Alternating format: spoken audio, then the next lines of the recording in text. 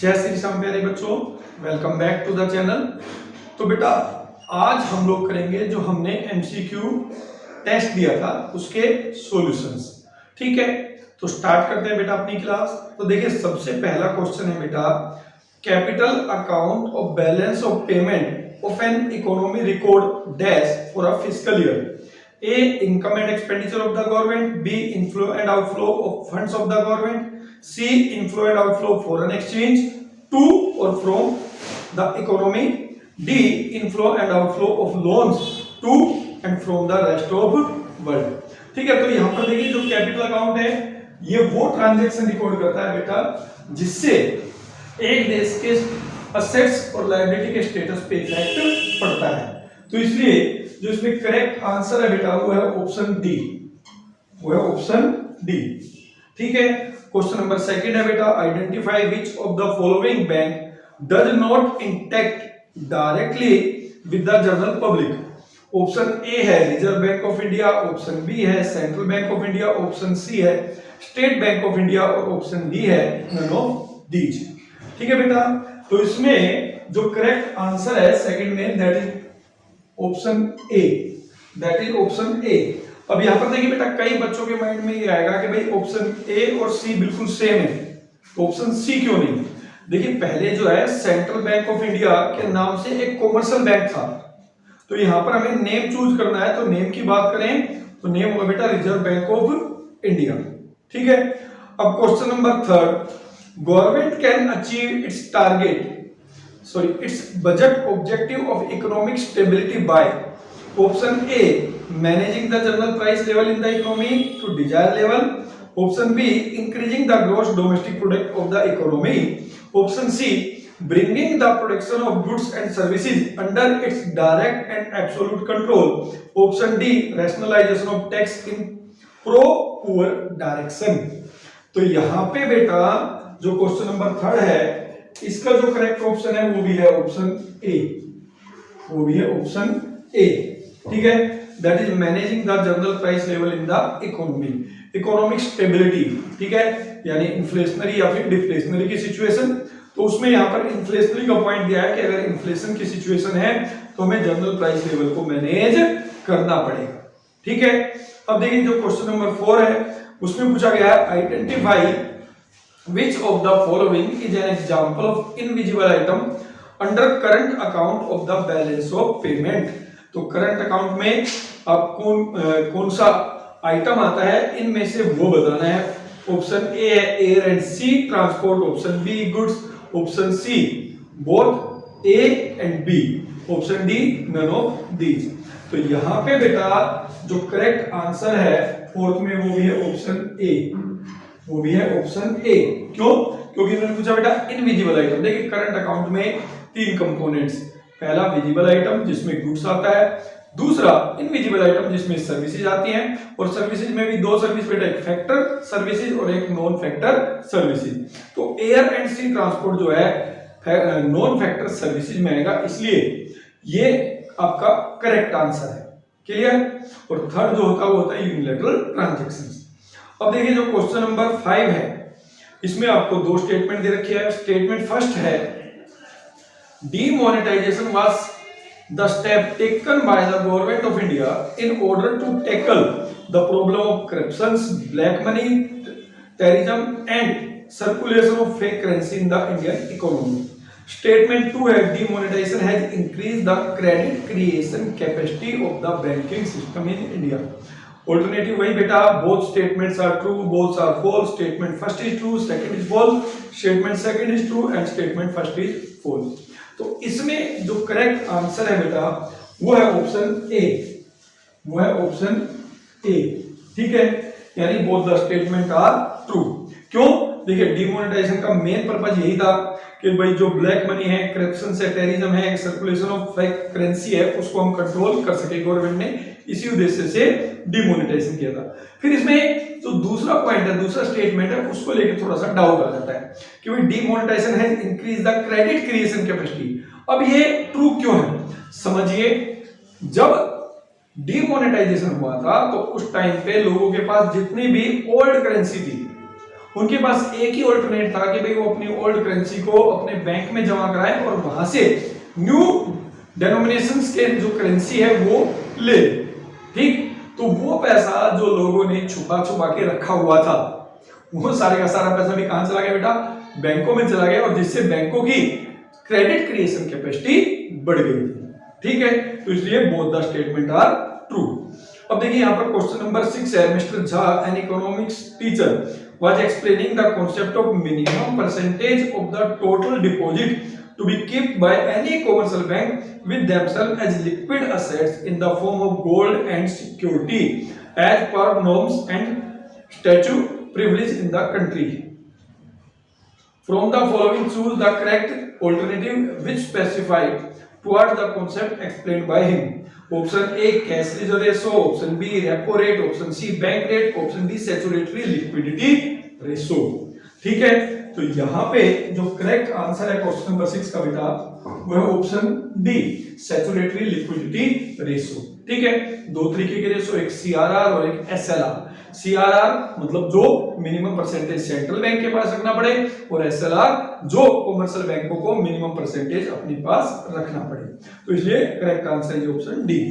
अब यहाँ पर बात करते हैं क्वेश्चन नंबर 7 की बेटा। Two friends Ram and Shyam were discussing the exchange rate system.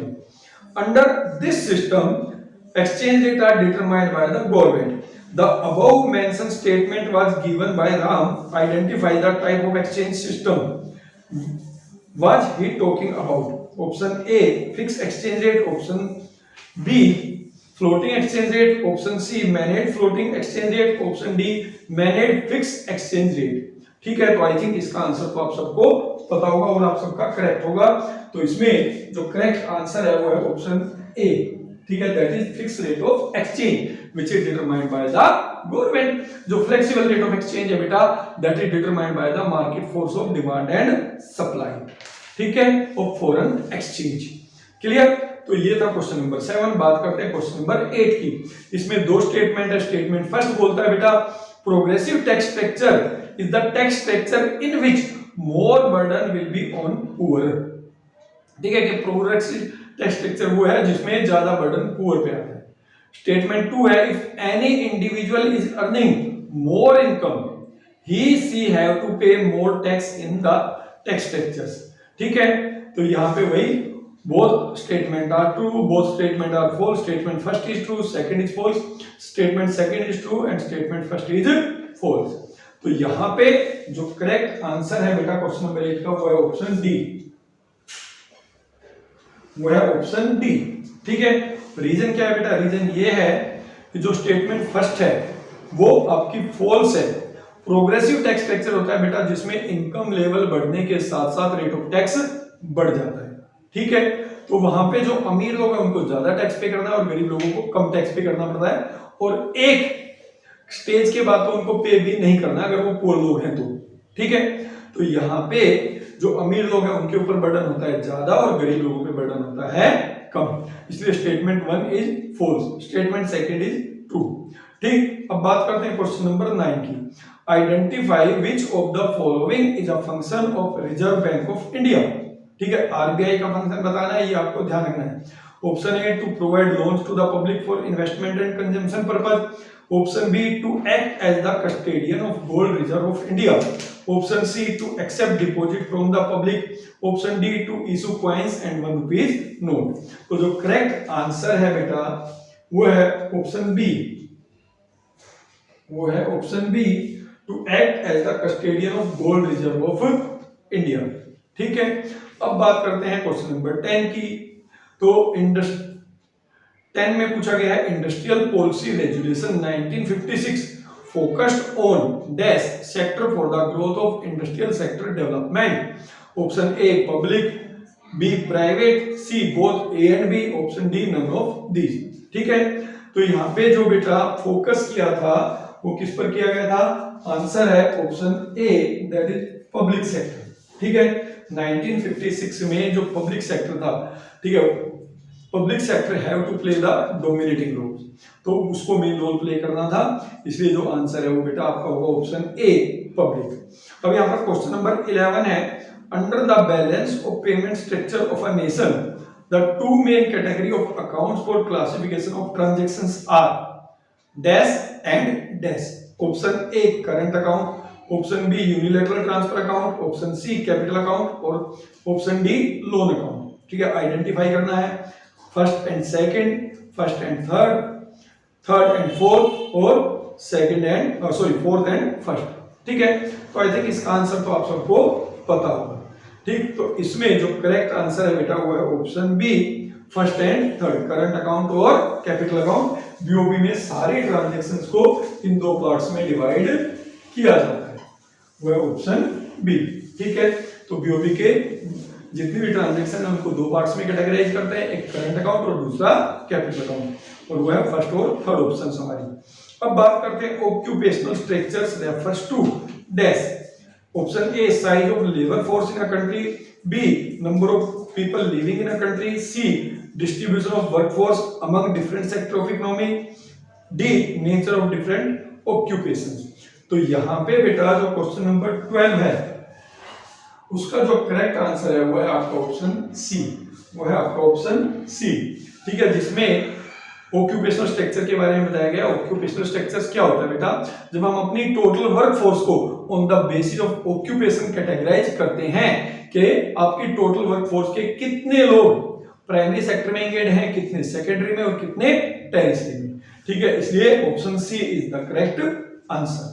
अब देखिए जो क्वेश्चन नंबर 13 है उसमें पूछा गया dash is the type of farming in which produce is not sold in the market by the farmers but used for their self consumption requirement. कि ये वो उस टाइप की मार्केट है जिसमें जो प्रोड्यूस है वो फार्मर्स के द्वारा मार्केट में नहीं बेचा जाता बल्कि अपने सेल्फ कंजम्पशन के लिए वो यूज करते हैं। Option A trade surplus, option B substance farming, option C cash crop farming, option D none of these. तो यहाँ पे जो क्वेश्चन नंबर 13 है उसका करेक्ट आंसर है बेटा option B, option B substance farming, यानी वो फार्मिंग जिसमें फार्मर्स अपना जीवन चलाने के लिए खेती करते हैं, जीवन निर्वाह खेती बोलते हैं इसको हिंदी में बेटा। ठीक है, अब क्वेश्चन नंबर 14 है, पूछा गया है दो स्टेटमेंट है, स्टेटमेंट 1 एंड statement 2। Relative poverty is measures in terms of poverty line. ठीक है, स्टेटमेंट 2 है absolute poverty is measured by making comparison between regions and individuals. ठीक है, अल्टरनेट वही है, both statement are true, both statement are false, statement first is true, second is false और statement second is true, statement first is false. तो इसमें जो correct answer है बेटा 14 का वो है ऑप्शन बी, वो है ऑप्शन बी। बेसिकली इन्होंने जो दे रखा है एक्सप्लेनेशन वो उल्टा दे रखा है। ठीक है, रिलेटिव में हम रिलेट करते हैं, कंपेयर करते हैं, और एब्सोल्यूट पॉवर्टी में पॉवर्टी लाइन यानी एक कट ऑफ के बेस पर पॉपुलेशन को डिवाइड करते हैं पुअर और नॉन पुअर में। ठीक है, तो अब बात करते हैं क्वेश्चन नंबर 15 की। इसमें भी दो स्टेटमेंट है बेटा। पूछा गया है India is often called as the outsourcing hub of the world. ठीक है, स्टेटमेंट सेकंड गिवन है availability of unskilled and costly man power is one of the prime sector responsible for the status gained by India at international platform. ठीक है, option वही है, both the statement are true, both the statement are false, statement first is true, second is false, statement second is true, statement first is false. तो यहां पे बेटा जो आपका करेक्ट आंसर होने वाला है वो है ऑप्शन सी, वो है ऑप्शन सी। ठीक है, that is statement first is true and second is false. No doubt India is a hub for the outsourcing. ठीक है, बट उसका रीजन ये है कि बेटा हमारे यहाँ पर जो स्किल्ड और चीप लेबर है उसकी वजह से दूसरे देश हमारी कंट्री की तरफ अट्रैक्ट होते हैं फॉर द आउटसोर्सिंग पर्पज।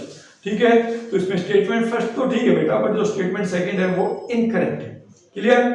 तो बेटा जो क्वेश्चन नंबर 16 है उसमें पूछा गया है before the advent of green revolution in 1960s India was primary dependent on dash for the supply of food grains. ठीक है, कि 1960 के दशक से पहले भारत फूड ग्रेन्स के लिए किसके ऊपर डिपेंड था? Option A USSR, option B Britain, option C Mexico, option D none of these. तो यहाँ पे बेटा जो क्वेश्चन नंबर 16 है उसका जो करेक्ट आंसर है that is option D, none of these. क्योंकि भारत जो है बेटा 1960 से पहले अमेरिका के ऊपर डिपेंडेंट था for the supply of food grains, but 1960s के दशक में जब एक युद्ध हुआ बेटा इंडिया और पाकिस्तान के बीच, तो और हम लोग we are just going to win that war बेटा। उस टाइम अमेरिका ने हमें ब्लैकमेल किया था, ठीक है, उन्होंने हमें धमकी दी कि अगर हमने ये युद्ध नहीं रोका, मतलब जीता हुआ युद्ध अगर हमने नहीं रोका तो वो हमारी फूड ग्रेन्स की सप्लाई बंद कर देंगे। और वहां से इंडियन गवर्नमेंट को समझ में आया कि ये तो हमें ब्लैकमेल कर रहे हैं। तो आज के बाद अगर हम लोगों ने अपनी फूड सफिशिएंसी क्रिएट नहीं की, ठीक है, अपनी डिपेंडेंसी खत्म नहीं की, तो ये ऐसे ही ब्लैकमेल करते रहेंगे। तब हमारा ग्रीन रेवोल्यूशन लॉन्च हुआ था, ठीक है। अब क्वेश्चन नंबर 17 में बेटा 2 कॉलम दे रखे हैं आपको, इसमें 4 पेयर है, करेक्ट पेयर चूज करना है। कॉलम 1 है बेटा, उसमें ऑप्शन ए है export of goods and services. Column 2 में दे रखा है balance of payment. Option B है trade surplus, an element of invisible item, current transfer to rest over, recorded as a negative item in BOP accounts. Option D है portfolio investment, और उसके सामने लिखा है कॉलम 2 में फॉरेन डायरेक्ट इन्वेस्टमेंट। ऑल्टरनेट दे रखिए बेटा A1, B2, C3, D4, ठीक है। तो इसमें जो आपका करेक्ट आंसर है बेटा क्वेश्चन नंबर 17 का, वो होगा आपका ऑप्शन सी, वो होगा आपका ऑप्शन सी, ठीक है, current transfer to rest of world, ठीक है। तो यहाँ पे हमारे देश से फॉरेन एक्सचेंज गया है, और बीओपी में जब फॉरेन एक्सचेंज जाएगा तो वो डेबिट साइड में रिकॉर्ड होता है, और जब आएगा तो वो क्रेडिट साइड में रिकॉर्ड होगा। मतलब डेबिट मतलब नेगेटिव और क्रेडिट मतलब पॉजिटिव, क्लियर। अब बात करते हैं बेटा क्वेश्चन नंबर 18 की। National bank for agriculture and rural development was set up in the year, यानी कि नाबार्ड कब सेटअप हुआ था आपको बताना है। Option A 1985, option B 1984, option C 1983, option D none of these, ठीक है। तो इसमें जो करेक्ट आंसर है बेटा वो है option D, that is none of these, that is none of these. क्योंकि जो नाबार्ड एस्टेब्लिश हुआ था बेटा वो हुआ था 1982 में, 12 ऑफ जुलाई 1982, और 1982 के ऑप्शन इसमें है ही नहीं, तो इसलिए आंसर होगा बेटा नन ऑफ दीज। अब बात करते हैं क्वेश्चन नंबर 19 की। The government of India has decided to distribute free foods to the poor family due to pandemic situation of corona. This would be categorized as कि भारत सरकार ने कोरोना के time में गरीब लोगों को जो फ्री खाना बांटा था वो किसमें कैटेगराइज होगा, आपको ये बताना है, बजट का क्वेश्चन है। Option A revenue nature income, option B revenue nature expenditure, option C revenue nature expenditure है, ऑप्शन बी है कैपिटल नेचर एक्सपेंडिचर, और ऑप्शन डी है कैपिटल नेचर इनकम। तो इसमें जो क्वेश्चन नंबर 19 है, जो करेक्ट आंसर होने जा रहा है बेटा वो है आपका ऑप्शन सी, ठीक है, that is revenue nature expenditure, ठीक है। आपको पता है कि भारत सरकार ने, स्टेट गवर्नमेंट ने, ठीक है, अपने अपने स्टेट में और भारत सरकार ने अपने पूरे देश में गरीबों का पूरा ख्याल रखा और उसके लिए फ्री राशन डिस्ट्रीब्यूट किया गया था। तो ये जो खर्चा है, ये तो खर्चा है, ये ध्यान रखना है, रिसीट तो है नहीं, पैसा तो आ नहीं रहा, पैसा जाएगा गवर्नमेंट का। तो ये जो खर्चा है बेटा ये होगा रेवेन्यू नेचर एक्सपेंडिचर। क्यों?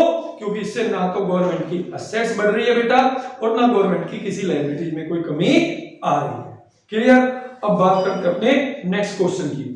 Dash is the reason for poverty in India, गरीबी का इनमें से कौन सा कारण है। Option A population explosion, option B rise in per capita GDP, option C increase in capital formation, option D all of these, ठीक है। तो यहाँ पे जो क्वेश्चन नंबर 20 है, इसमें जो करेक्ट आंसर है बेटा that is option A, that is option A population explosion. आपको पता है भारत में जितनी भी प्रॉब्लम्स हैं उनमें ज्यादातर प्रॉब्लम्स के पीछे हमारी बढ़ती हुई जनसंख्या है, क्योंकि बढ़ती हुई जनसंख्या का मतलब है बेटा lack of availability of resources, that is a reason behind poverty. तो बेटा जो क्वेश्चन नंबर 21 है इसमें पूछा गया in hypothetical economy mister Raj has deposited ₹10,000 in the bank if it is assumed that there is no other currency circulation in the economy and the rate of CRR is 5%, then the total money supply in the economy will be, ठीक है। Option A 0, option B 2 lakh, option C not defined, option D none of these, ठीक है। तो यहाँ पे जो correct answer होगा बेटा वो होगा ऑप्शन बी, ठीक है, कैसे कैलकुलेट करेंगे, कैलकुलेट करके आपको बताया तो यहां पर देखिए सबसे पहले आपको दे रखा है CRR, तो हम लोग मनी सप्लाई निकालना है, total money supply is equal to 1/CRR into primary deposit, ठीक है, तो हो जाएगा 1/CRR that is 5% into primary deposit आपका 10,000, ठीक है, ये आ जाएगा बेटा 20 इंटू 10,000 2 लाख, तो this will be your answer, ठीक है, तो option B is the correct answer. अब इसके बाद बात करते हैं बेटा क्वेश्चन नंबर 22 की, since independence India has witnessed a considerable fall in the infant mortality rate in India, ठीक है, identify which of the following may be one of the reason for fall in the infant mortality rate, यानी आजादी के बाद हमारे देश में नवजात शिशु मृत्यु दर में काफी कमी आई है, आपको बताना है उसके पीछे क्या रीजन है।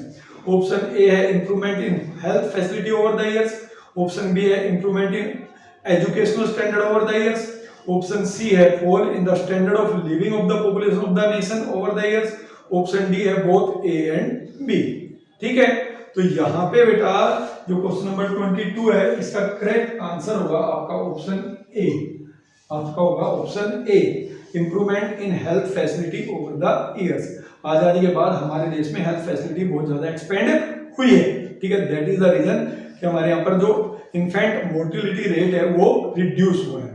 अब बात करते हैं क्वेश्चन नंबर 23 की, prior to India's independence the stagnation in agriculture sector was mainly caused by, ठीक है, स्वतंत्रता से पहले हमारे देश में कृषि क्षेत्र की जो गतिहीनता थी उसका कारण था option A investment in technology, option B investment in agriculture facilities, option C advance infrastructure facilities और option D land settlement system, ठीक है, तो यहाँ पर जो क्वेश्चन नंबर 23 है इसका करेक्ट आंसर होगा बेटा ऑप्शन डी, इसका करेक्ट आंसर होगा बेटा option D land settlement system, ठीक है, उस टाइम पर लैंड सेटलमेंट सिस्टम था बेटा जिसमें कि जमींदार was the owner of the land, ठीक है, और दे एक्सप्लॉइट फार्मर्स, ठीक, और जो फार्मर्स बेटा रेंट नहीं दे पाते थे, ठीक है, वो उसको जो है लैंड से बेदखल कर देते थे, तो पूरी तरह से वो उनका शोषण कर रहे थे, तो farmers don't have any surplus, ठीक है, वो बड़ी मुश्किल से अपना लाइफ सर्वाइव कर पाते थे, तो दैट इज द रीजन।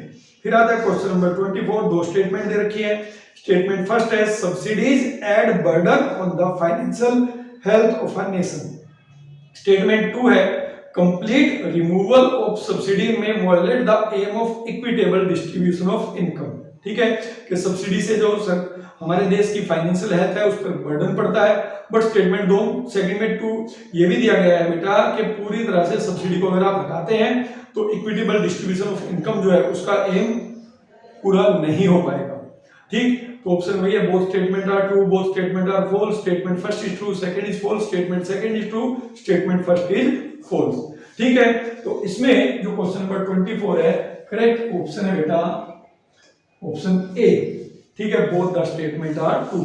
ये फैक्ट है कि सब्सिडी जो है गवर्नमेंट के लिए बर्डन है, क्योंकि सब्सिडी यूनिलैटरल से बेटा गवर्नमेंट देती है, उसके बदले गवर्नमेंट को कुछ भी नहीं मिलता है, बट प्रॉब्लम ये भी है कि भारत जैसे देश में जहां पर जनसंख्या की बहुत बड़ा हिस्सा गरीबी रेखा से नीचे रहता है, अगर गवर्नमेंट सब्सिडी खत्म कर दे, ठीक है, तो जो इक्विटेबल डिस्ट्रीब्यूशन का एम है गवर्नमेंट वो कभी भी अचीव नहीं कर पाएगी, ठीक है, both farmers and poor peoples have to suffer due to this, ठीक। अब बात करते हैं क्वेश्चन नंबर 25 की, एजर्सन और रीजन का है बेटा, लिखा है एक्विजिशन यानी परचेज ऑफ फॉरेन यानी American company by a domestic यानी Indian company will be recorded on the credit side of balance of payment, reason दिया है बेटा it leads to outflow of foreign exchange from the domestic economy, ठीक है, तो एजर्सन में ये बोला गया है कि बेटा अगर हम एक अमेरिकन कंपनी खरीदेंगे तो उसको हम क्रेडिट साइड में रिकॉर्ड करेंगे बैलेंस ऑफ पेमेंट में,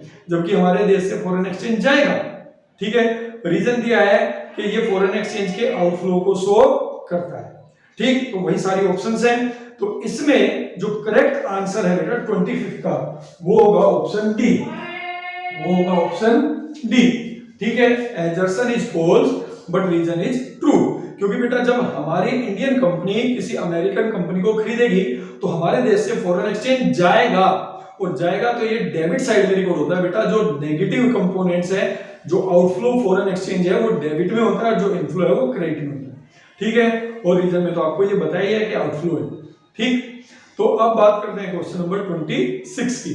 क्वेश्चन नंबर 26 में पूछा गया है, suppose in an economy the initial deposit of ₹800 crore lead to creation of total deposit worth ₹4,000 crore.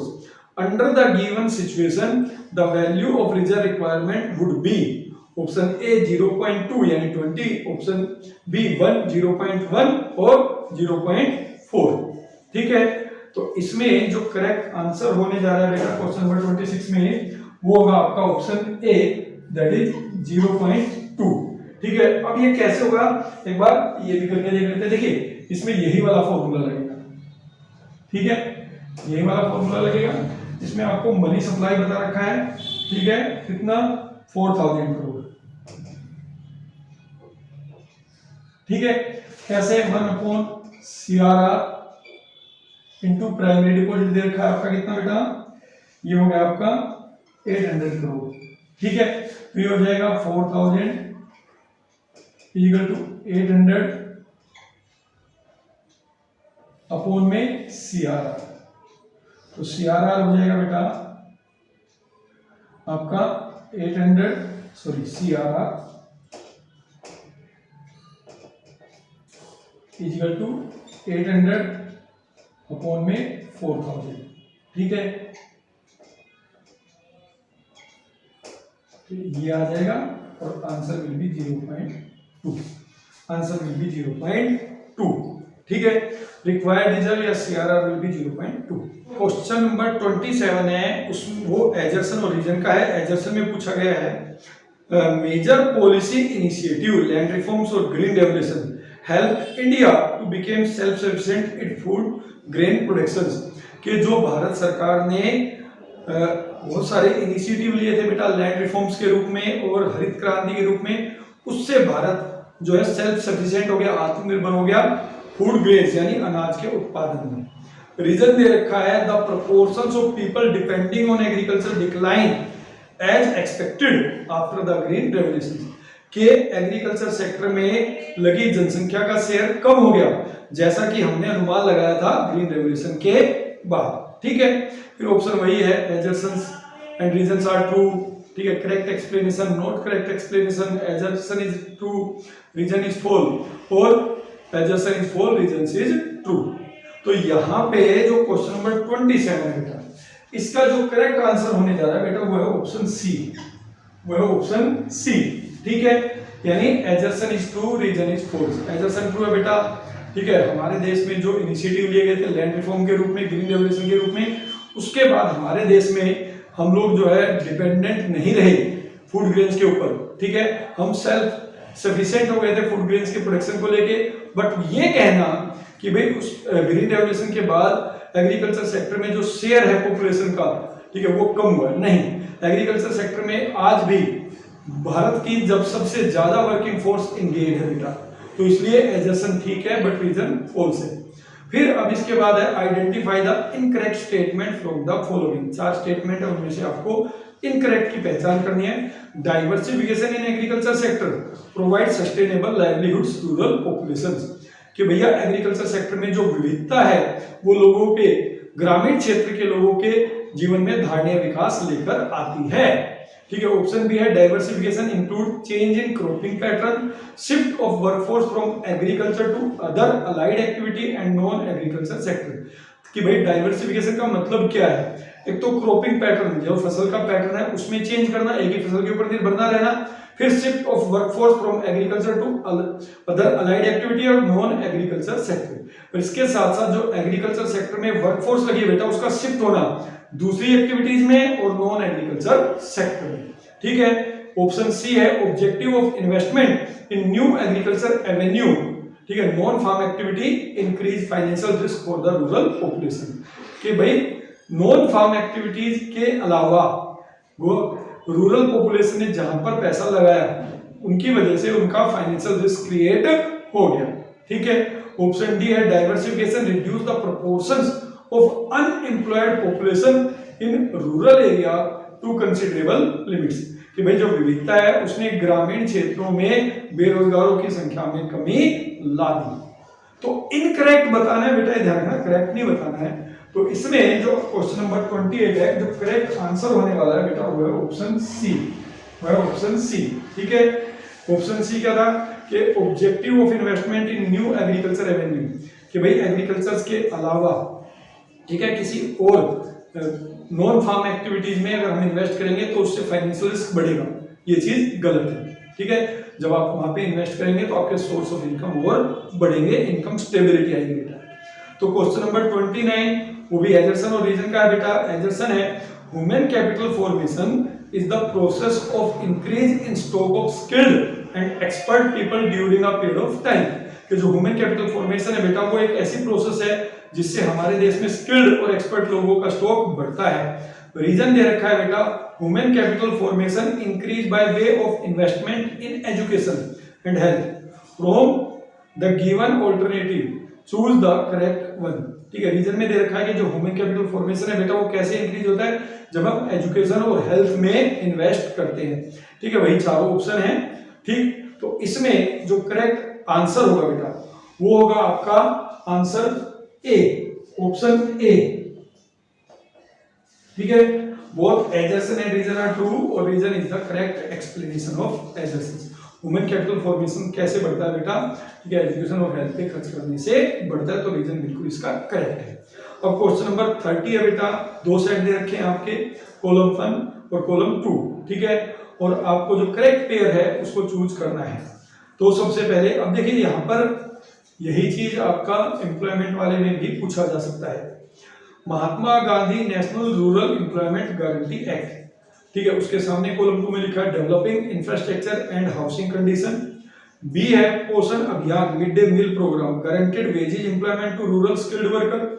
सी है नेशनल सोशल असिस्टेंस प्रोग्राम, ठीक है, उसके सामने लिखा है helping specific group elderly people by giving them pensions. D है वाल्मीकि अंबेडकर आवास योजना, ठीक है, उसके सामने आंसर लिखा है improving food and nutritional status of the poor. ठीक है, तो ऑल्टरनेट वही दे रखे हैं, A first, B second, C third, D fourth.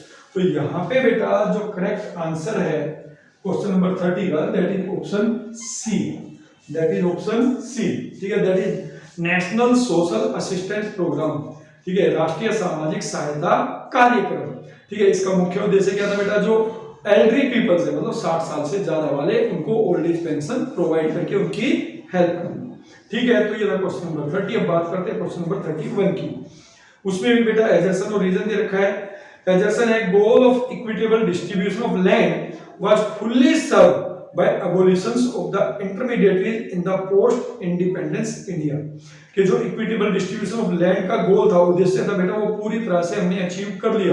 ठीक है, जो हमने इंटरमीडिएटली यानी जमींदारों को बीच में से खत्म कर दिया। ठीक है, फिर रीजन दे रखा है big landlord challenge the land ceiling regulations delaying the implementation and subsequently escaping from the regulations, कि जो बड़े बड़े जमींदार थे उन्होंने इस कानून को, लैंड सीलिंग का जो कानून था बेटा, उसको चैलेंज किया, उसको लागू करने में देरी करा दी और उसकी वजह से इस कानून से वो बच निकले। ठीक है, वही चार ऑप्शंस। ठीक है, तो इसमें जो करेक्ट आंसर होगा बेटा, ठीक है, वो होगा ऑप्शन डी, वो होगा ऑप्शन डी 31 में। ठीक है, अब ऑप्शन डी क्यों है समझो। देखो एजर्सन जो कह रहा है कि भैया जो इक्विटेबल डिस्ट्रीब्यूशन ऑफ लैंड का ऑब्जेक्टिव था वो हमने अचीव कर लिया, वो तो आज तक भी अचीव नहीं हुआ है बेटा। ठीक है, उस कानून में बहुत सारी कमियां थी। ठीक है, बड़े बड़े जमींदारों ने, जैसे इसमें लिखा भी है, उसका फायदा उठाया और जमीनें अपने अपने परिवार के और अपने रिलेटिव्स के नाम पे एलोकेट करा दी।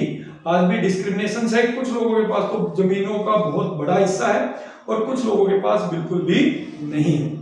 तो ये ऑब्जेक्टिव अचीव नहीं हुआ। रीजन इसमें बिल्कुल ठीक दिया है। ठीक है, कि चैलेंज किया था और चैलेंज करके इसको इम्प्लीमेंट करने में देरी करा दी और उसके बाद इस कानून का फायदा भी उठा लिया इन्होंने। ठीक, अब चलते हैं क्वेश्चन नंबर 32 में। 32 में दो स्टेटमेंट है बेटा। स्टेटमेंट फर्स्ट है emergence of self help group insured the reduction in the feature of features of the formal credit system. ठीक है, कि भाई जो एसएचजी बने उसने जो फॉर्मल क्रेडिट सिस्टम के बीच में जो कमियां थी उसको खत्म कर दिया।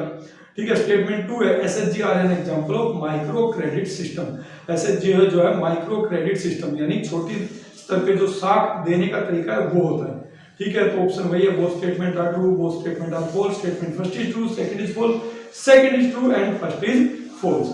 तो यहाँ पे बेटा जो करेक्ट आंसर होने जा रहा है वो होगा आपका ऑप्शन ए, वो होगा आपका option A, both the statements are true. बिल्कुल सही बात है, जब एसएचजी आए थे तो एसएचजी के आने से जो फॉर्मल क्रेडिट सिस्टम में जो कमियां थी वो खत्म हो गई, और एसएचजी में हम लोग क्या करते हैं, छोटी छोटी सेविंग्स होती हैं उनको इकट्ठा करते हैं और एसएचजी में जो मेंबर्स हैं उनको क्रेडिट प्रोवाइड देकर उनकी हेल्प करते हैं। ठीक है, क्वेश्चन नंबर 33, इसमें भी दो स्टेटमेंट है बेटा। Commercial bank are the bankers of public.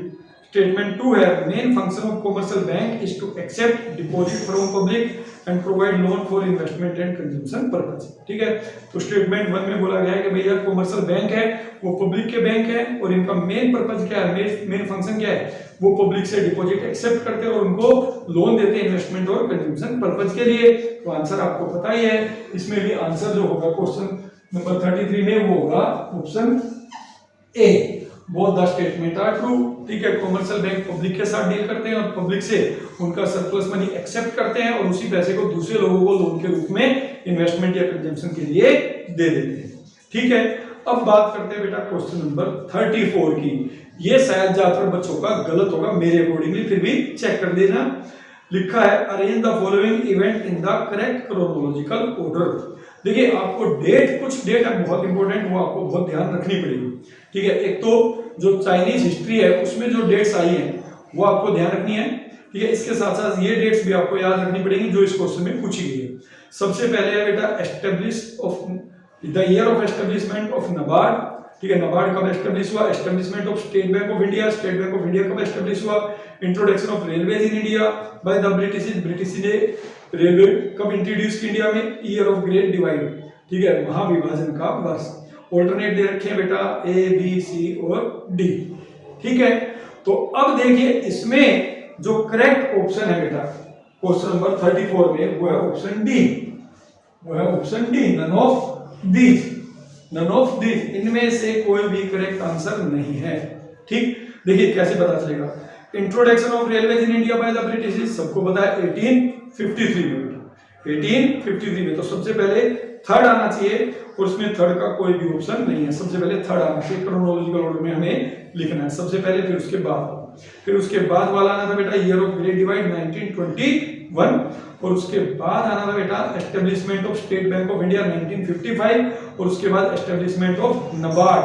ठीक है, 1982। ठीक है, State Bank of India 1 July 1955, right.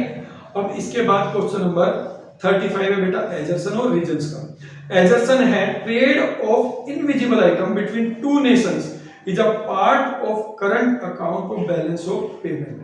ठीक है, कि भाई जो दो देशों के बीच इनविजिबल आइटम यानी सर्विसेज का जो लेन देन होता है वो करंट अकाउंट चालू खाते का पार्ट है। रीजन दिया है बेटा transaction that effect the assets liability status of a country in relation to rest of world are known as capital account transaction. क्यों? क्योंकि वो सारे ट्रांजैक्शन एक देश की जो असेट्स और लायबिलिटी के स्टेटस पे इफेक्ट डालती हैं वो कैपिटल अकाउंट की ट्रांजैक्शन से। ठीक है, तो यहाँ पे वही चार ऑप्शन है, तो इसमें जो करेक्ट आंसर होगा बेटा क्वेश्चन नंबर 35 में वो होगा ऑप्शन ए, वो होगा option A, both assertion and reasons are true और reason is the correct explanation. ठीक है, क्योंकि जो ट्रेड ऑफ इनविजिबल आइटम है, ठीक है, वो किसी भी देश के असेट्स और लायबिलिटी के स्टेटस पे इफेक्ट नहीं डालता, वो करंट में आएगा, क्योंकि असेट्स और लायबिलिटी के स्टेटस पे इफेक्ट डालने वाला कहां था, कैपिटल में आया, वो रीजन इनने बता दिया। क्लियर। अब क्वेश्चन नंबर 36, ये भी एजर्सन और रीजन का बेटा। Since independence the economic condition of many farmers across India has improved as they have adopted horticulture as a secondary source of income. Assertion में बताया गया बेटा कि स्वतंत्रता के बाद हमारे देश में बहुत सारे किसानों के हालात सुधरे हैं क्योंकि उन्होंने बागवानी को, ठीक है, एक सेकेंडरी सोर्स ऑफ इनकम के रूप में यूज किया है। ठीक है। फिर रीजन दे रखा है बेटा, varying climate and soil conditions have given India an added advantage to be the producer of diverse horticulture crops. ठीक है कि भाई हमारे देश में जो अलग अलग क्लाइमेट है और सोयल कंडीशन है, ठीक है, उससे हमें एक फायदा मिला है कि हम लोग प्रोड्यूस कर सकते हैं अलग अलग हॉर्टिकल्चर क्रॉप्स। ठीक है, ऑप्शन वही है चारों, both adjacent reason are correct, reason is the correct explanation. B में reason is not the correct explanation, adjacent is true, reason is false, adjacent is false और रीजन इज ट्रू। ठीक है, तो यहां पे भी बेटा जो क्वेश्चन नंबर 36 है, इसका जो करेक्ट आंसर होगा बेटा वो होगा ऑप्शन ए, वो होगा ऑप्शन ए। ठीक है, both adjacent and reason are true. ठीक है, एडजेसेंट बिल्कुल ठीक है। देखिए जब फार्मर्स बागवानी में लगते हैं तो बेटा ऑब्वियस सी बात है उनके सोर्स ऑफ इनकम बढ़ जाते हैं। और हमारे देश में भगवान की दया से एक चीज बहुत अच्छी है कि अलग अलग जगह पर, ठीक है, क्लाइमेट अलग अलग है और अलग अलग भूमि भी है। ठीक है, उपजाऊपन अलग अलग है, तो उससे हम अलग अलग हॉर्टिकल्चर गुड्स प्रोड्यूस कर सकते हैं, अपनी इनकम को बढ़ा सकते हैं। क्लियर। अब आता है बेटा question number 37, demand deposit include dash and dash. मांग जमा में क्या क्या शामिल होता है आपको बताना है। ऑप्शन ए है सेविंग अकाउंट डिपॉजिट बचत खाता, ऑप्शन बी है fixed deposit FD, option C है करंट अकाउंट डिपॉजिट चालू खाता, ऑप्शन डी है पोस्ट ऑफिस सेविंग्स यानी पोस्ट ऑफिस में जमा। ठीक है, तो ऑल्टरनेट दे रखा फर्स्ट और सेकंड, सेकंड और थर्ड, फर्स्ट और थर्ड, और डी में है फर्स्ट और फोर्थ। तो यहाँ पे बेटा जो करेक्ट आंसर है डिमांड डिपॉजिट, जिसको डिपॉजिटर कभी भी डिमांड कर सकता है, वो है आपका ऑप्शन सी, यानी सेविंग अकाउंट डिपॉजिट और current account deposit. Saving account deposit और करंट अकाउंट डिपॉजिट में जो पैसा जमा होता है उसको आप कभी भी डिमांड कर सकते हैं, उसी को हम कहते हैं डिमांड डिपॉजिट। तो इसलिए सी इज द करेक्ट ऑप्शन। अब बात करते हैं क्वेश्चन नंबर 38 की बेटा, एजर्सन और रीजन का है। Since the default rate of farm loans have become chronological high due to multiple reasons, the rural bank are facing a lot of cash crunch। कि भाई हमारे देश में जो किसानों को दिया गया ऋण है, ठीक है, उसका डूबना बहुत बड़ी समस्या बन चुकी है, बढ़ता जा रहा है। ठीक है, और उसकी वजह से जो हमारे बैंक है उनको नकदी की समस्या का सामना करना पड़ता है। अब रीजन दिया है because of the political populism policy default rate is going to be rise. कि भाई हमारे जो राजनेता है वो अपनी प्रसिद्धि के लिए ऐसी नीतियां बनाते हैं जिससे कि डिफॉल्ट रेट बढ़ता जाता है। कैसी नीतियां बेटा? जैसे कि किसानों का लोन माफ कर देना, जब चुनाव आते हैं तो किसानों का जो ऋण है वो माफ कर दिया जाता है। भैया आपने तो माफ कर दिया, बट जो बैंक है वो पैसा कहां से लेकर आएंगे? उन्होंने तो डिपॉजिटर का पैसा दिया था ना, वो डिपॉजिटर को कहां से देंगे? तो कैश क्रंच की प्रॉब्लम क्रिएट हो जाती है। इसलिए यहाँ पे जो करेक्ट आंसर है क्वेश्चन नंबर 38 का वो है option A, both adjacent and reasons are true and reason is the correct explanation. ठीक है, अब यहाँ क्वेश्चन नंबर 39 है बेटा, वो भी एडजेसेंट और रीजन का ही है। ठीक है, एडजेसेंट है प्राइमरी डिपॉजिट और cash deposit with commercial bank by the people. ठीक है, कि प्राइमरी प्राथमिक जमा जो है वो कौन सा होता है? जो लोगों ने कॉमर्शियल व्यापारिक बैंकों के पास नकद रूप में जमा कराए। रीजन दे रखा है total demand deposit of commercial bank is the sum of primary deposit of commercial bank plus secondary deposit of commercial bank. ये जो टोटल डिमांड डिपॉजिट है, ठीक है, वो कॉमर्शियल बैंक के दोनों तरीके के डिपॉजिट का जोड़ है, प्राइमरी डिपॉजिट का भी और सेकेंडरी डिपॉजिट का। ठीक है, तो यहाँ पे both adjacent and region are true, region is the correct explanation, region is not the correct explanation, फिर region is true, sorry adjacent is true, region is false और adjacent is false और region is true। ठीक है, तो यहाँ पे जो correct answer आएगा बेटा आपके क्वेश्चन नंबर 39 का, ठीक है, वो होगा आपका ऑप्शन ए, वो होगा आपका ऑप्शन ए। ठीक है, both adjacent and regions are true और reason is the correct explanation, क्योंकि इन्होंने प्राइमरी डिपॉजिट भी बता दिया और टोटल डिपॉजिट बता दिया। ठीक है, तो टोटल डिपॉजिट में तो सेकेंडरी भी आते हैं, तो प्राइमरी कौन सा होता है? प्राइमरी वही होता है जो सबसे पहले लोग नकद रूप में कॉमर्शियल बैंकों में जमा कराते हैं। ठीक है, अब बात करते हैं क्वेश्चन नंबर 40 की। By increasing the tax burden on the household government intended to, सरकार अगर रेट ऑफ टैक्स बढ़ा दे तो उसके पीछे क्या उद्देश्य होता है? पहला, correct the situation of deficit demand, अभावी मांग की स्थिति को ठीक करना, correct the situation of excess demand की सिचुएशंस को कंट्रोल करना, correct the situation of inflationary gap, स्फीतिकारी अंतराल को करेक्ट करना, और ऑप्शन डी है बोथ बी एंड सी।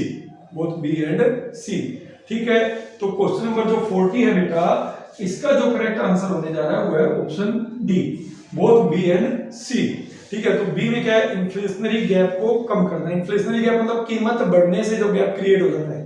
ठीक है, कीमतें बढ़ती जा रही हैं। ठीक है, तो कीमत बढ़ने के पीछे रीजन क्या है, पीपल है मोर परचेजिंग पावर, लोगों के पास पैसा ज्यादा है, तो उस पैसे को, उस परचेजिंग पावर को कम करने के लिए गवर्नमेंट रेट ऑफ टैक्स बढ़ा देती है, और वही रीजन होता है बेटा एक्सेस डिमांड का। एक्सेस डिमांड मतलब डिमांड ज्यादा है। डिमांड ज्यादा क्यों होती है, क्योंकि लोगों के पास परचेजिंग पावर ज्यादा है, पैसा ज्यादा है। पैसा कम करने का तरीका है रेट ऑफ टैक्स बढ़ा दो। ठीक है, अब बेटा क्वेश्चन नंबर 41 है, miss Rama has started a new business venture, she intends to spend a huge amount toward on the job training of her workers before putting them to work. इसका मतलब है कि जो मिस रमा है उसने एक नया बिजनेस वेंचर स्टार्ट किया बेटा, और वो चाहती है कि काम स्टार्ट करने से पहले अपने वर्कर्स की ऑन द जॉब ट्रेनिंग पर काफी पैसा इन्वेस्ट करे।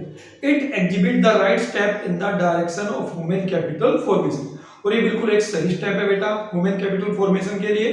Spot which of the following does not directly contribute to process of human capital formation by miss Rama.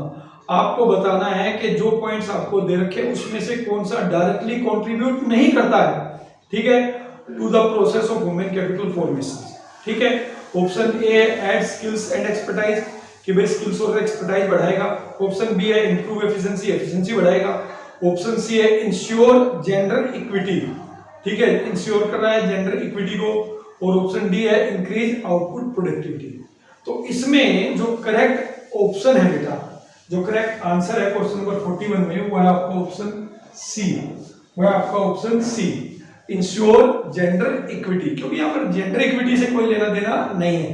ठीक है, ह्यूमन कैपिटल फॉर्मेशन जो है आपकी स्किल्स बढ़ाएगा, आपकी एफिशिएंसी को बढ़ाएगा और आपकी प्रोडक्टिविटी को भी बढ़ाएगा। ठीक, अब देखिए क्वेश्चन नंबर 42 है, suppose that the balance of trade off a nation exhibit a deficit of 30,000 crore. The import of merchandise of the nation is double of the export of merchandise to the rest of world. Value of export would be dash crore, 60,000, 40,000, 50,000 और 30,000. ठीक है, देखिए हिंदी वालों क्या लिखा है इसमें कि बेटा जो व्यापार शेष है वो आपको घाटा दिखा रहा है 30,000 करोड़ का। ठीक, और ये बता रहा है कि बेटा जो इंपोर्ट है यानी आयात है गुड्स के, वो निर्यात से डबल है। ठीक है, आपको बताना है कि एक्सपोर्ट की यानी निर्यात की वैल्यू क्या होगी। ठीक है, तो यहाँ पे ऑप्शन दे रखा है 60,000, 40,000, 50,000 और 30,000। ठीक, तो यहाँ पे एक बार इसका जो करेक्ट आंसर होगा वो देखिए, वो होगा ऑप्शन डी। ठीक है, वो होगा ऑप्शन डी। कैसे निकलेगा एक बार ये भी आप समझ लीजिए। यहां पे देखिए बीओटी जो है नेगेटिव है, यानी इंपोर्ट जो है वो ज्यादा है एक्सपोर्ट से। ठीक है, कितना 30,000। ठीक है, और इंपोर्ट एक्सपोर्ट के डबल है, यानी एक्सपोर्ट मेरा x है तो ये मेरा हो गया बेटा 2x। ठीक है, तो ये हो गया 30,000। ठीक, तो ये हो जाएगा बेटा x इज इक्वल टू 30,000। तो यहाँ पर x की वैल्यू यानी x हमने क्या माना था एक्सपोर्ट, एक्सपोर्ट की वैल्यू आएगी 30,000, तो आंसर होगा ऑप्शन डी। क्लियर बेटा। अब देखिए जो क्वेश्चन नंबर 43 है वो एजर्सन और रीजन का है। लिखा है if the receipts are more than payment on current account it depicts a situation of current account surplus. यदि हमारी जो प्राप्ति है हमारे भुगतान से ज्यादा हो चालू खाते की, तो ये करंट अकाउंट चालू खाता अधिक दिखाता है। रीजन दिया है surplus account means that the nation is a lender to other countries and a deficit current account means that nation is a borrower from other countries. Surplus current account ये बताता है कि भाई एक देश जो है दूसरे देशों को लोन देने वाला है, और घाटे का करंट अकाउंट ये बताता है कि लोन लेने वाला है। ठीक है, तो ऑप्शन वही है। assertion और reason are true, reason is the correct explanation. B में reason is not the correct explanation. C में assertion is true, reason is false. D में assertion is false but reason is true. ठीक है, तो इसमें जो question number 43 है बेटा, आपका जो करेक्ट आंसर है that is option C, that is option C. ठीक है, वो है assertion is true but reason is false। assertion बिल्कुल ठीक है बेटा। ठीक है, करंट अकाउंट का जब रिसीट ज्यादा हो, ठीक है, और पेमेंट कम हो तो वो सरप्लस करंट अकाउंट कहलाता है। बट करंट अकाउंट में वो ट्रांजैक्शन आती है जिससे एक देश की असेट्स और लायबिलिटी के स्टेटस पे कोई इफेक्ट नहीं पड़ता, और लोन देना या लोन लेना वो असेट्स और लायबिलिटी के स्टेटस पे इफेक्ट डालता है। इसलिए these are the components of capital account not current account. तो रीजन पूरी तरह से गलत है। ठीक है, अब क्वेश्चन नंबर 44 है बेटा, स्टेटमेंट दे रखी है। स्टेटमेंट फर्स्ट है, government of India wanted to protect the domestic industry from international competition through trade strategy of import substitution. कि भारत की सरकार जो कि अपने घरेलू उद्योगों को बचाना चाहती थी अंतरराष्ट्रीय प्रतियोगिता से, इसलिए उन्होंने इंपोर्ट आयात प्रतिस्थापन की नीति को अपनाया था। स्टेटमेंट 2 है, import substitution implies domestic production of those goods which the economy has importing from rest of world. Statement 2 में दिया है बेटा कि आयात प्रतिस्थापन का मतलब है कि हमारे देश में उन्हीं वस्तुओं का निर्माण करना जो हम विदेशों से आयात कर रहे थे। ठीक है, तो ऑल्टरनेट वही है, both statement are true, both statement are false. Statement first is true, second is false, second is true और फर्स्ट इज फॉल्स।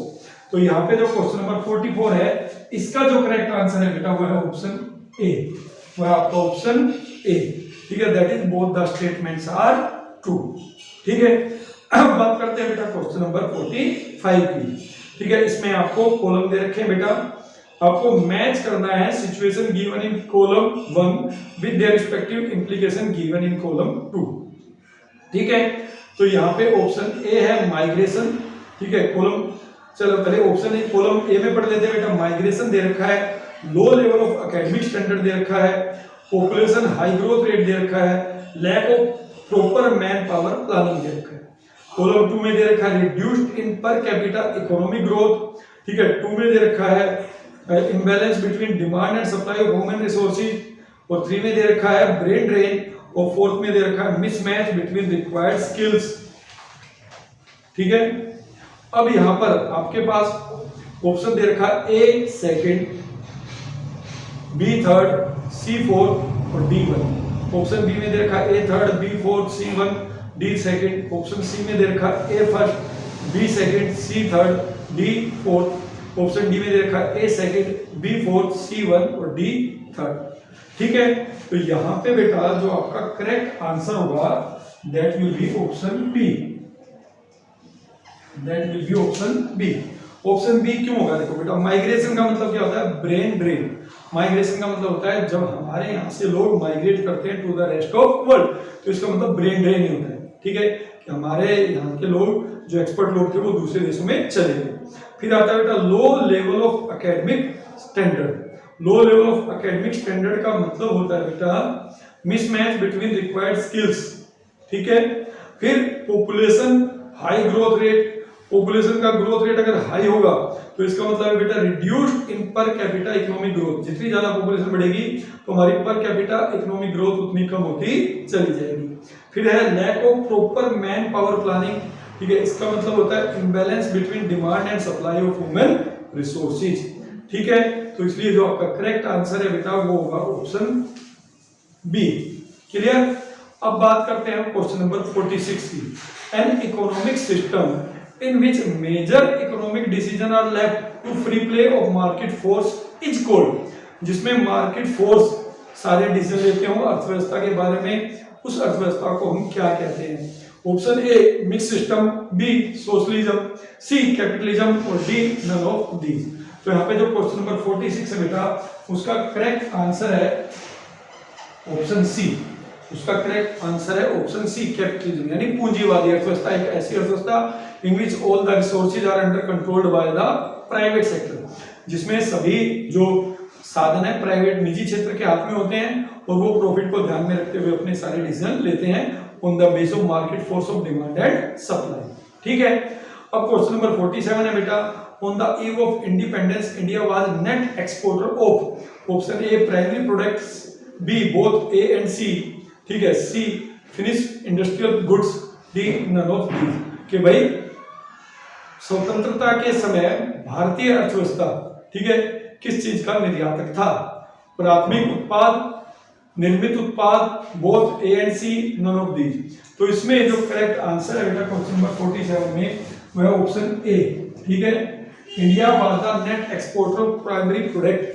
हमारे देश से प्राइमरी प्रोडक्ट यानी रॉ मटेरियल्स, कच्चा माल जो है कहाँ जाता था? ब्रिटेन में जाता था, ठीक है। क्वेश्चन नंबर 48 है the people who move around the poverty line up and down are called. वो लोग जो पॉवर्टी लाइन में कभी ऊपर कभी नीचे आते जाते रहते हैं उनको हम कहते हैं chronic poor, non poor, transit poor, none of these.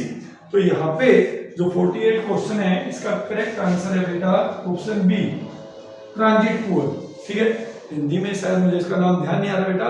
तो ट्रांजिट पुअर वो होते हैं जो कभी पॉवर्टी लाइन से ऊपर चले जाते हैं तो कभी पॉवर्टी लाइन से नीचे आ जाते हैं। क्लियर? तो अब देखिए जो क्वेश्चन नंबर 49 से 54 तक है, कुछ इंफॉर्मेशन गिवन है उसके ऊपर बेस्ड है बेटा, ठीक है। वो इंफॉर्मेशन आपके पास है। तो जो पहला क्वेश्चन है क्वेश्चन नंबर 49, उसमें आपसे पूछा गया है the value of revenue deficit will be. Option A दे रखा है 6,67,511, ऑप्शन बी दे रखा है 6,68,511, ऑप्शन सी दे रखा है 6,69,511, ऑप्शन डी दे रखा है नन ऑफ दीज, ठीक है। तो इसमें हम यहाँ पर इसकी वैल्यू निकालकर देख लेते हैं, ठीक। पता है आपको रेवेन्यू डेफिसिट का फॉर्मूला क्या होता है? ठीक, रेवेन्यू डेफिसिट होता है बेटा revenue expenditure is more than revenue receives, यानी रेवेन्यू एक्सपेंडिचर और रेवेन्यू रिसीव्स का आपको डिफरेंस निकालना है, ठीक है। तो यहाँ पे रेवेन्यू एक्सपेंडिचर है बेटा 23,49,618, ठीक है, ये रेवेन्यू एक्सपेंडिचर है। और रेवेन्यू रिसीव्स दे रखिए बेटा 16,82,107, ठीक है, ये रेवेन्यू रिसीव्स। और हम देखें तो revenue expenditure is more than revenue receives. तो यहाँ पे जो डिफरेंस आएगा बेटा वो आ जाएगा 6,67,511, ठीक है। इसका मतलब क्या हुआ बेटा? इसका मतलब हुआ जो हमारा ऑप्शन ए है this is the correct answer, this is the correct answer. Clear है? तो अब बात करते हैं बेटा अपने क्वेश्चन नंबर 50 की। हाफ सेंचुरी मार दी बेटा, तालियां बजा दो। तो बेटा जो क्वेश्चन नंबर 50 है इसमें दो स्टेटमेंट दे रखी है। देखिए स्टेटमेंट फर्स्ट है revenue receipts are those receipts which increase borrowings and other liabilities, कि राजस्व प्राप्ति वो प्राप्ति होती है जो गवर्नमेंट की उधारी और अन्य देनदारियों को बढ़ाती है। स्टेटमेंट सेकंड है tax is the main source of revenue receipts, जो कर है वो राजस्व प्राप्ति का मेन सोर्स है। ऑल्टरनेट दे रखे बेटा both statement are true, both statement are false, statement first is true, second is false, statement second is true, statement first is false. तो यहां पे बेटा जो ऑप्शन डी है क्वेश्चन नंबर 50 में, this is your correct answer, this is your correct answer. क्यों? क्योंकि देखिए ऑप्शन डी कहता है statement second is true and statement first is false. क्योंकि स्टेटमेंट फर्स्ट में बोला है कि रेवेन्यू रिसीट्स वो रिसीट्स होती है बेटा जो गवर्नमेंट की बोरोइंग्स बढ़ाती है। नहीं बेटा, रेवेन्यू रिसीट्स वो रिसीट्स होती है गवर्नमेंट की जिनसे ना तो गवर्नमेंट की बोरोइंग्स बढ़ती है, ठीक है, ना ही असेट्स की वैल्यू में कोई कमी आती है। इसलिए स्टेटमेंट फर्स्ट जो है बिल्कुल गलत है, बट स्टेटमेंट सेकंड जो है वो बिल्कुल सही है बेटा, tax is the main source of government receipts. Clear? अब इसके बाद बात करते हैं बेटा value of primary deficit for the year would be, this is your question number 51, कि भाई प्राथमिक घाटे की वैल्यू कितनी होगी वो आपको बताना है। ऑप्शन ए है 3,24,599, बी है 3,21,581, सी है 3,96,133 और डी है नन ऑफ दीज, ठीक है। तो यहाँ पे जो प्राइमरी डेफिसिट है बेटा इसका फॉर्मूला हम लोग लगा लेते हैं। प्राइमरी डेफिसिट होता है बेटा fiscal deficit minus interest payment, ठीक है। और अब यहाँ फिस्कल डेफिसिट मत ढूंढने बैठना बेटा, ठीक है। Fiscal deficit is equal to borrowings of the government. तो यहाँ पे बोरिंग्स दे रखी बेटा, दैट इज 9,35,635 और लेस करना है बेटा इंटरेस्ट पेमेंट। इंटरेस्ट पेमेंट दे रखा है बेटा 6,11,036, राइट। तो यहाँ पे जो करेक्ट आंसर आएगा बेटा वो होगा 3,24,599। ठीक है, तो इसके अकॉर्डिंगली जो क्वेश्चन नंबर 51 है, ठीक है, उसमें आपका जो ऑप्शन ए है this is your correct answer. जो आपका ऑप्शन ए है this is your correct answer. अब बात करते हैं बेटा क्वेश्चन नंबर 52 की। लिखा है out of these which budget ensure financial stability. इनमें से कौन सा बजट जो है बेटा सरकार के लिए वित्तीय स्थिरता प्रदान करता है। Option A surplus budget, option B deficit budget, option C balance budget, option D all of these. ठीक है, तो यहाँ पे जो करेक्ट ऑप्शन है क्वेश्चन नंबर 52 में वो है ऑप्शन सी, वो option C that is balance budget. क्यों बेटा, देखो सरप्लस बजट का मतलब क्या होता है, जिस बजट में गवर्नमेंट की रिसीट्स हो ज्यादा खर्चे हो कम, वो सरप्लस बजट। ठीक है, डेफिसिट बजट कौन सा होता है, जिसमें सरकार के खर्चे हो ज्यादा रिसीट्स हो कम, तो वो डेफिसिट बजट। बैलेंस बजट कौन सा होता है बेटा, बैलेंस वो होता है जिसमें सरकार के रिसीट्स और सरकार के एक्सपेंडिचर दोनों एक दूसरे के इक्वल होते हैं, यानी वो बैलेंस रहता है, इसलिए इसका नाम है बैलेंस बजट। और इसी में फाइनेंशियल स्टेबिलिटी इंश्योर होती है, वित्तीय स्थिरता सुनिश्चित होती है, क्योंकि ना तो सरकार को घाटे का सामना करना पड़ रहा है और ना ही सरकार के पास सरप्लस कुछ है। क्लियर। अब बात करते हैं क्वेश्चन नंबर 53 की। Identify which of the following is not an example of tax revenue for the government. इनमें से कौन सा टैक्स रेवेन्यू नहीं है सरकार के लिए। ऑप्शन ए है वेल्थ टैक्स, ऑप्शन बी है स्पेशल असेसमेंट, ऑप्शन सी है इनकम टैक्स और ऑप्शन डी है कॉर्पोरेट टैक्स। ठीक है बेटा, तो इसमें जो करेक्ट आंसर है वो है option B special assessment. Special assessment क्या होता है बेटा, देखिए कई बार गवर्नमेंट के एक्सपेंडिचर से जो हमारी प्रॉपर्टी जो उनकी वैल्यू बढ़ जाती है और गवर्नमेंट उस बढ़ी हुई वैल्यू का एक हिस्सा हमसे मांगती है ताकि और ज्यादा डेवलपमेंट के काम पे खर्च किया जा सके, उसी को कहते हैं स्पेशल असेसमेंट। तो ये टैक्स का पार्ट नहीं होता है। क्लियर। अब क्वेश्चन नंबर 54 है identify the correct formula to calculate fiscal deficit. ठीक है, ऑप्शन ए है total expenditure minus total receipts other than borrowings, option B है revenue expenditure minus revenue receipts, option C है capital expenditure minus capital receipts और option D है revenue expenditure plus capital expenditure minus revenue receipts. ठीक है, तो यहाँ पर जो फिस्कल डेफिसिट है बेटा, इसका जो करेक्ट आंसर होगा 54 में वो होगा ऑप्शन ए, वो होगा ऑप्शन बी ए। ठीक है, fiscal deficit is equal to borrowings of the government, यानी जब गवर्नमेंट के टोटल एक्सपेंडिचर गवर्नमेंट की टोटल रिसीट से ज्यादा हो जाए तो उन खर्चों को पूरा करती है गवर्नमेंट बोरोइंग्स के द्वारा, और उसी को हम कहते हैं फिस्कल डेफिसिट। ठीक है, तो ये था बेटा क्वेश्चन नंबर 54। अब बात करते हैं क्वेश्चन नंबर 55 की। तो बेटा देखिए जो क्वेश्चन नंबर 55 है और 60 तक, इसके लिए आपको एक केस स्टडी दे रखी है, तो आपको एक केस स्टडी पढ़नी है और उसके बाद इन क्वेश्चंस का आंसर देना है। चलो एक चीज और बताता हूँ बेटा, कई बार क्या होता है आपको केस स्टडी पढ़ने की आवश्यकता भी नहीं होती, क्वेश्चंस बेसिक आपकी बुक से पूछे जाते हैं तो आप आंसर वैसे भी दे सकते हो। तो सबसे पहला जो क्वेश्चन है क्वेश्चन नंबर 55 पूछा गया है, in mixed economy all the resources are under controlled bye.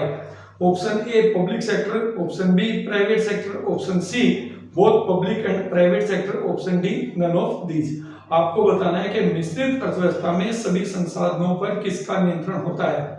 ठीक है, सार्वजनिक क्षेत्र, निजी क्षेत्र, सार्वजनिक और निजी दोनों क्षेत्रों का, और इनमें से कोई नहीं। तो यहाँ पर जो क्वेश्चन नंबर 55 है बेटा, उसका जो करेक्ट आंसर है वो है ऑप्शन सी। ठीक है, देखिए मिक्स्ड इकोनॉमी कौन सी इकोनॉमी होती है, एक ऐसी इकोनॉमी होती है जिसमें बेटा पब्लिक सेक्टर भी होता है और प्राइवेट सेक्टर भी होता है, तो इसलिए दोनों के पास अपने अपने रिसोर्सेज होते हैं, इसलिए जो आपका करेक्ट आंसर आएगा वो होगा आपका ऑप्शन सी। अब बात करते हैं क्वेश्चन नंबर 56 की। इसमें पूछा गया है बेटा Indian government have to adopt new economic policies because, भारतीय सरकार को नई आर्थिक नीति अपनानी पड़ी क्योंकि option A public sector was very efficient, कि भाई सार्वजनिक क्षेत्र जो है बहुत कुशल था। Public sector was a profit earning sector for the economy, कि जो सार्वजनिक क्षेत्र था वो सरकार के लिए, देश के लिए लाभ कमाने वाला क्षेत्र था। Option C both A and B, कि भाई बोथ ए और बी हैं, और ऑप्शन डी है नन ऑफ दीज। ठीक है, तो यहाँ पे न्यू इकोनॉमिक पॉलिसी अपनाने का इसमें जो करेक्ट ऑप्शन आएगा बेटा, करेक्ट आंसर आएगा वो आएगा option D, none of these. अगर सार्वजनिक सेक्टर, पब्लिक सेक्टर बेटा इतना ही ज्यादा अच्छा काम करता तो हमें न्यू इकोनॉमिक पॉलिसी लाने की कोई आवश्यकता नहीं थी। आज लोग, बहुत सारे लोग प्राइवेटाइजेशन के अगेंस्ट है, बट आप सोचिए उस टाइम गवर्नमेंट को प्राइवेटाइजेशन का स्टेप क्यों लेना पड़ा? अगर पब्लिक सेक्टर इतने अच्छे परफॉर्म करते तो क्या प्राइवेटाइजेशन होता? कभी नहीं होता। ठीक है, आज भी पब्लिक सेक्टर का ऑलमोस्ट वही हाल है। हाँ, कुछ हद तक सुधार हुआ, बट आप ये नहीं कह सकते 100% एफिशिएंसी इंप्रूव हुई। अब बात करते हैं बेटा क्वेश्चन नंबर 57 की। Main objective of new economic reforms was option A growth and development of the economy, option B only A, option C increase dependency of the economy, option D none of these. आपको बताना है नई आर्थिक सुधार का क्या मुख्य उद्देश्य था, कि सबसे पहले दिया है ग्रोथ और डेवलपमेंट यानी समृद्धि और विकास, दूसरा है ऑप्शन ए ओनली, केवल ऑप्शन ए, फिर increase dependency of the economy मतलब अर्थव्यवस्था की डिपेंडेंसी को बढ़ाना, option D none of the इनमें से कोई नहीं। तो यहाँ पे जो क्वेश्चन नंबर 57 है इसका जो करेक्ट आंसर है बेटा वो है ऑप्शन बी, मैं आपको option B, that is option A. ठीक है, option B is the correct answer, कि केवल जो मुख्य उद्देश्य था वो था ग्रोथ और डेवलपमेंट को बढ़ावा देना। क्वेश्चन नंबर 58, अगर इसकी बात करें, इसमें पूछा गया है out of these which is the trade and investment policy reforms. ठीक है, कि इनमें से कौन सा ट्रेड और इन्वेस्टमेंट पॉलिसी सुधार थे? Option A reduction in tariff rate में कमी करना, option B removal of export duties, ठीक है, निर्यात पर जो ड्यूटीज लगी थी उनको हटाना, रिमूवल ऑफ इंपोर्ट लाइसेंसिंग को हटा देना, और ऑप्शन डी है ऑल ऑफ दीज। ठीक है, तो इसमें जो करेक्ट आंसर है बेटा वो है ऑप्शन डी, क्योंकि ये सारे के सारे ट्रेड और इन्वेस्टमेंट जो पॉलिसीज हैं उसके पार्ट है। ठीक है, अब क्वेश्चन नंबर 59 है economic reforms in India were initiated in the year. Bharat में आर्थिक सुधार कब स्टार्ट हुए थे बेटा? Option A 1990, 1991, 1992, 1993। बड़ा आसान सा क्वेश्चन है, कोई भी इसका आंसर दे सकता है, वो है ऑप्शन बी 1991। तो बेटा अब बात करते हैं अपने लास्ट क्वेश्चन की, क्वेश्चन नंबर 60।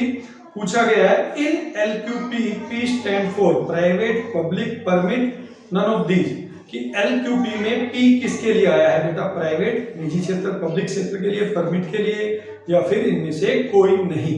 तो LQP का मतलब शायद आप लोगों को पता होगा, LQP का मतलब होता है बेटा लाइसेंसिंग कोटा, और P का मतलब होता है option number C, that is permit. ठीक है, दैट इज परमिट। बिफोर 1991 बेटा LQP की पॉलिसी अप्लाई होती थी, जिसमें जो प्राइवेट सेक्टर था वो पूरी तरह से रेस्ट्रिक्टेड था बेटा। उनको एक नया बिजनेस स्टार्ट करने के लिए परमिशन लेना पड़ता था, बिजनेस की प्रोडक्शन कैपेसिटी बढ़ाने के लिए भी उसको परमिट लेना पड़ता था, पूरी तरह से रेस्ट्रिक्टेड था।